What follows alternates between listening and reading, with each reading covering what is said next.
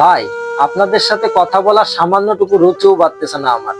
আপনারা হাজার হাজার টাকা খরচ করেন, হাজার হাজার টাকা খরচ করে গাড়ি ভাড়া করেন, লক্ষ লক্ষ টাকা খরচ করেন ফাও ফাও কাজে, কিন্তু আমাদের এই হুজুরদের কাছে আসলে আপনাদের টাকা কমে যায় ভাই।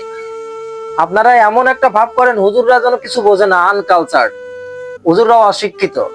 কিন্তু ভাই এগুলো করা ঠিক না।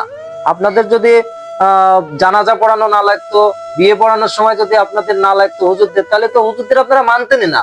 একটু সম্মান দেন ভাই, একটু হুজুরদের সম্মান দেন, দেখবেন সমাজটা পরিবর্তন হয়ে গেছে। হুজুররা কখনো কারোর কাছ থেকে ফাও টাকা নেয় না।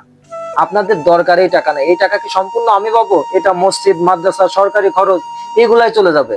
কিন্তু আপনারা হুজুরদের সাথে খুব বাজে ব্যবহার করেন ভাই। আমি আমার ভুল বুঝতে পারছি। আসলে আপনাদের সাথে অন্যায় করা হয়। এই ঘটক সাহেব, আপনাকে আমি খুশি করে দেব, আপনি অখুশি হয়েন না। এই কাজী সাহেব, আপনি আপনার কাজ শুরু করেন।